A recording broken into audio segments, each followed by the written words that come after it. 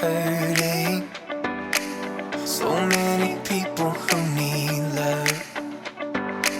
Sometimes I feel a little helpless, like what I have won't be enough. I may not have everything, but what I have I'll share with you. 'Cause what real love would ask of me is that I show real love to you. Sometimes the greatest gift that someone can receive is to know they're not alone in their greatest need. Yeah. This is our mission if we're up to the test. It's not impossible, it takes our best. Show up, give love away.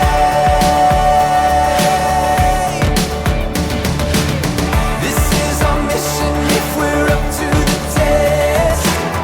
It's not impossible, but it takes our best. Show up, give love away.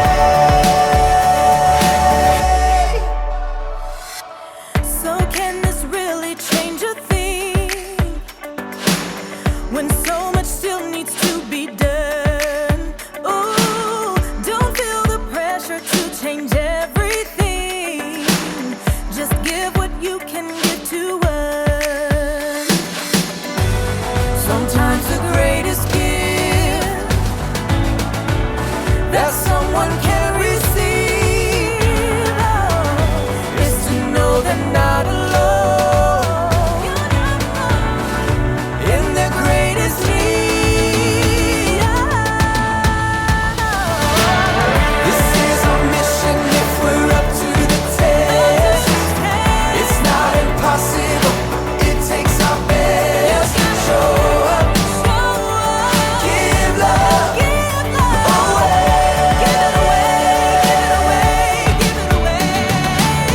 This is our mission if we're up to the test. It's not impossible, but it takes our best. Show up, give love away. This is our mission if we're up to the test. It's not impossible, it takes our best. Show up, give love away.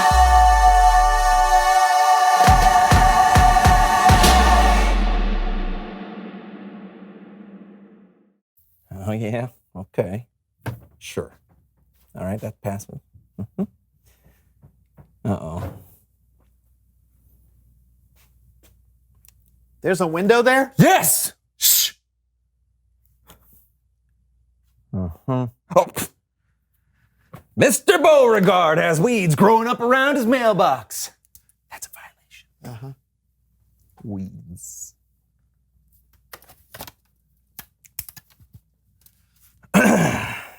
What are you doing? Neighborhood watch! Shush! Oh, look at that. Miss Franklin's walking her dog without a leash. Doesn't she know how dangerous that is? Danger. Danger. Oh, what? Longbeard Carl has mismatching flower pots? Unbelievable. Okay. Who else? Oh. Is that squirrel trying to get into my yard? Oh boy, not on my watch! Now, squirrel. Hey, you look at me. You look at me right now. Hey, what are you doing? Get back. Oh, no. Oh, no. Oh, no. No, get back. Oh, don't look at That's a strong squirrel.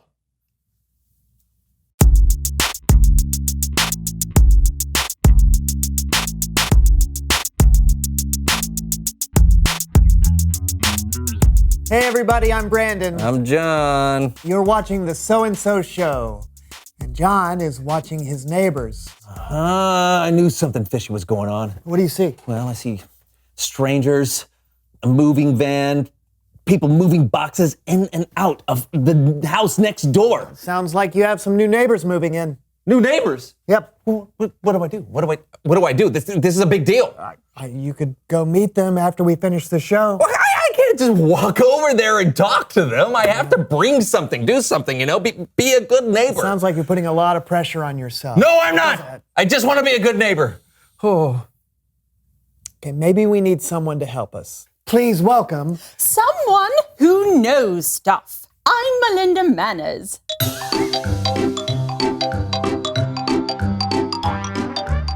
I am an expert in all things proper and mannerly. Thank you, Melinda. Yeah. Oh, no, this is perfect because I need help trying to figure out how to welcome my new neighbors into the neighborhood. New neighbors? Yes.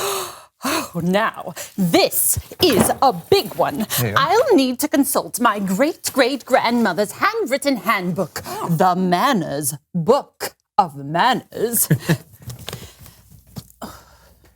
See? What's in here? No. Let's see, maybe it's...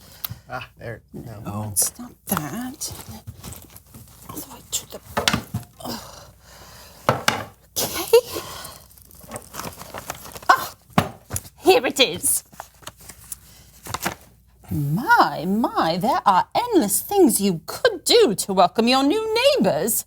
I suggest we start with the most difficult option. Wait, why would we start there? John, my dear, don't you see? Effort says you matter to me. Right. So, it's all here in the handbook. First, research. How many people are moving in? What are their likes, dislikes? Do they have any pets, kids, food allergies, unexpected fears? Well, those are all great questions. Questions for Neighborhood Watch. Isn't it rude to spy on your neighbors? Of course. Aren't you spying on them now? Oh no. It's important to know the facts in order to do the very best acts. What do you see, John? Let's see. 1 adult, 3 children, 2 dogs. 1 soccer ball, 2 flower pots. Ooh, a very large bag of birdseed. Ah, nice work, John. You know what this calls for. No idea. A welcome to the neighborhood flower pot. You have everything you need here to make a beautiful and thoughtful welcome to the neighborhood flower pot. You will each create your flower pot, and then you must be able to carry it around the room on your head. Why do we need to carry them on our head? Good posture, young man, is essential to a mannerly first impression. A bad first impression is as bad as sour milk. If you want to be impressive, walk as smooth as silk. Oh, okay. You have 5 minutes to decorate and go. We're going? Yes, you can just put the flowers in there.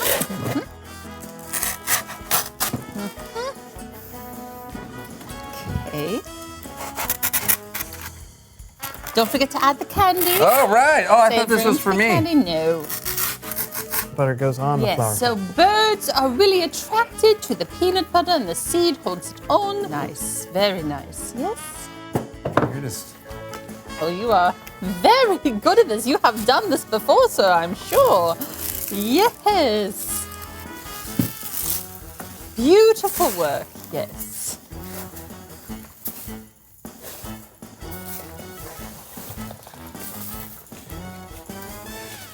Time. Now to practice carrying them over to the new neighbors. Star wipe.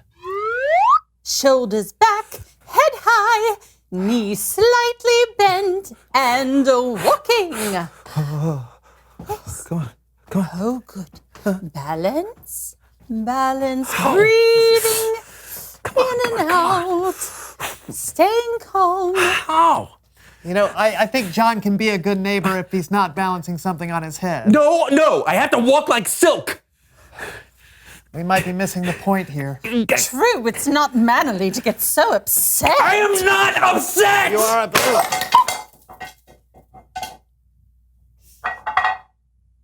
It's Bible story time with Kellen.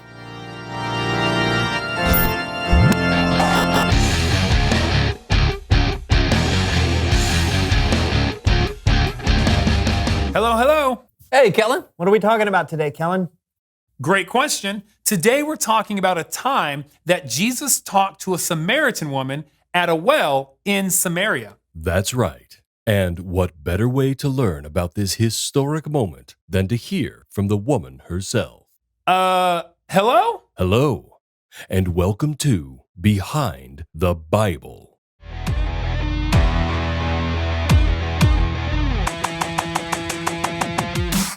Jesus and his disciples were traveling through Samaria. Jesus, tired from his journey, sat down at a well while his disciples went into town to buy food. While he was sitting there, a Samaritan woman came to draw water from the well. It was the middle of the day, and he was just sitting there by himself. All I knew about him is that he was Jewish, and Jews did not talk to Samaritans. Plus, I'm not exactly the person people liked to talk to. Back then, most people just ignored me or were mean to me, so I wasn't going to say anything. Just to be clear, that was not the real woman from Samaria that Jesus talked to. This happened a long time ago before cameras were invented. I think the people watching already know that. I know. I just want to make sure. Can you let me do my job, please? Oh, sure. Jesus asked the woman if she would give him a drink. Of course, I was surprised when he asked. I was surprised he was even talking to me. I asked him how he could ask me for a drink when he was a Jew and I was a Samaritan woman. And he said, and I'll never forget this. He said, "You don't know who is asking you for a drink. If you did, you would have asked him. He would have given you living water." Sounds crazy, right? I mean, how could I ask him for a drink? He didn't even have anything to get water with. And who's ever heard of living water? Jesus told her, "Everyone who drinks the water from the well will get thirsty again. But whoever drinks the water I give will never get thirsty." When the woman asked Jesus for this living water, he told her to go get her husband. But Jesus knew that she had no husband. In fact, Jesus knew everything about her. that's right. I know. It blew my mind, you know? How could a stranger know all about my past? He knew all the mistakes I'd made, all my sins, but he was so kind about it. He wasn't embarrassed or mad he just saw me for who I was and knew me. That's when I realized he was no ordinary man. Jesus told her the truth about himself, that he was the Messiah, the Savior of the world that the people had been waiting for. And that's when his disciples returned from getting food. Yeah, we were surprised to see him talking to a Samaritan woman, but we didn't say anything. Jesus was always surprising us with who he talked to. He cared about everybody. There wasn't a single person he thought of as not worth his time or attention.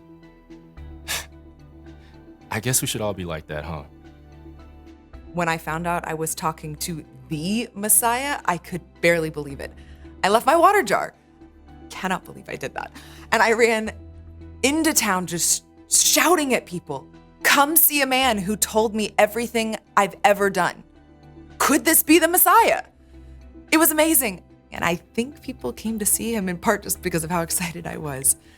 They wanted to see for themselves what I was talking about. It was like the whole town came up to see Jesus. They begged him to stay with them, so we stayed there for 2 days. And so many people believed in him. They believed in Jesus as the Savior of the world. It was incredible. That day changed me. He changed me. I won't ever be the same again. Jesus showed the woman who he really was, the Savior of the world. And because of her response to him, many people in her town met him and believed in him too. This has been Behind the Bible. That was really awesome. That was a great narration. Yes, I know. Okay. Hey, what did you guys think? That was great. Yeah, Jesus changed that woman's life. And saved her city. Yep. Jesus showed this overlooked woman that she mattered. And she responded by sharing the good news with everyone she knew. It's important to remember that no matter who you are, where you're from, or what you've done, we still matter to Jesus. Thanks, Kellen. You betcha. Wow. So Jesus is amazing at showing people that he cares for them. Yeah, everyone matters to him. Oh, reveal the question. Who matters to you? Yeah, your parents, friends, a new neighbor, perhaps? Yeah, we all have people in our lives who matter to us, and there are lots of different ways we can show them that they matter. Yeah, and it's really important to show them because people who matter to you might not know it. Oh, that's right. Yeah, you can show people they matter by telling them or by doing something kind for them. Yeah, even just making time to talk to someone like Jesus did can make their day. Think about that, and we'll see you next time. I'm Brandon. And I'm John, and this was the So-and-So Show! This is a fish from 1948. It smells like cat litter, which is not great.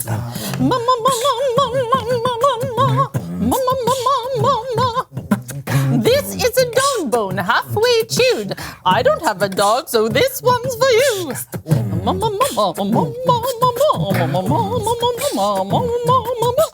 Everybody likes freshly baked goods. Nothing says manners like an oven full of foods. I've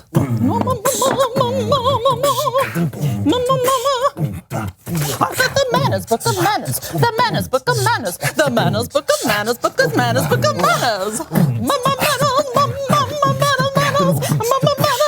now bring it home, boys.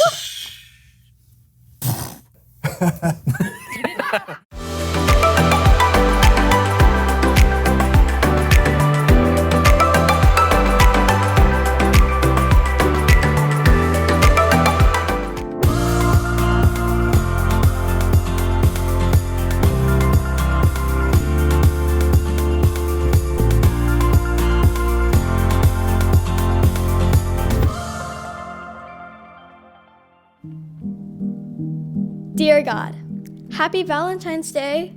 I got a lot of cards from school. Then when I got home, Dad was on the phone trying to order takeout. Valentine's Day is Mom and Dad's anniversary, and he was really ordering from a place that puts chicken in a bucket. I told him to leave it to me. He really needed my help in the romance department. We made a plan for dinner where I would be their server. The table looked great. I knew Mom would love it. While Dad worked on his card, I'd made my special Italian dinner. God, it was so much fun helping them have a good evening. Dad even wore a suit.